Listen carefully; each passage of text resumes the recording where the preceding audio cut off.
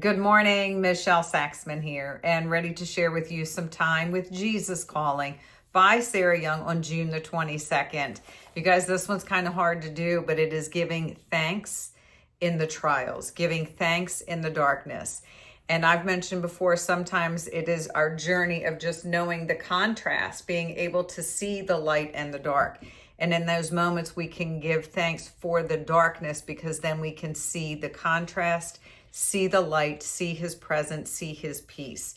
So giving thanks when you are in trouble, not an easy thing to do, but this is also a warning against indulging in complaining and then taking that dive into that pit. And what we focus on, we manifest. So once we start complaining and we get weighed down and it goes a little bit deeper and then we're into that pit of muck and mire.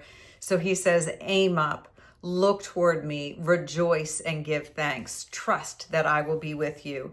The first reading for today is Psalm chapter 116, verse 17. It says this one is generally believed to be written by David, and it is a song about the faithfulness of God's presence and redemption during and after the trials.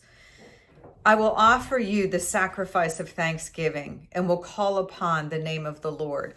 This was not a sacrifice back in the church, back in the temple, where they would actually bring an animal for a form of sacrifice, and they had all of these different rituals. This was actually the sacrifice of the soul, that I will give this piece of me back to you, rejoicing for your faithfulness. The next reading is Philippians chapter 4, verses 6 and 7. This one was written by the Apostle Paul. They say it is likely he was actually imprisoned. They believe it was kind of like a house arrest in Rome. But one of the things the last couple of days has taught me is that as we go through these trials and we are in these places, I'll say we are on these islands, we are feeling isolated, we are enduring hardship. These are opportunities for spiritual growth. And so although this was a deep, dark time for Paul, it was also an opportunity for growth and giving thanks to the people of Philippi. So rejoice in the Lord always. I will say it again, rejoice.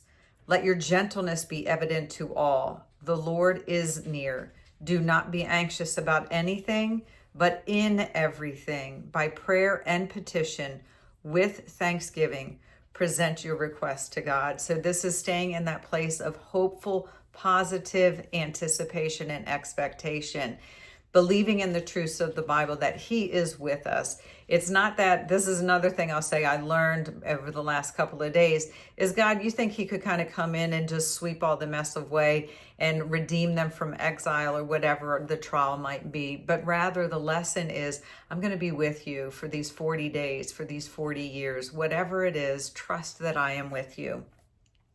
The final reading is Psalm chapter 100, verse 2. And looking this one up, this was a psalm written by David, but it is actually a song that was intended to be sung in the temple. Serve the Lord with gladness. Come before his presence with singing. So you guys, although we may have trials, I'm certainly in the midst of one myself, kind of on a journey with someone facing a terminal illness, someone that is very dear to me. And we are in the stages of hospice. And so I kind of feel like this is that little island that I'm feeling a little bit isolated, and the waves are beating upon the shore. The cliffs are very, very steep. So this is also a time for spiritual growth. And that is what I'm finding when I spend time in the Word, and the truth of his word is finding that inner peace in the midst of the external storm. So y'all have a super blessed day. Stay connected to the vine, rejoice, and be very intentional with the breath of Christ within. Be well. Talk to you soon. Bye-bye.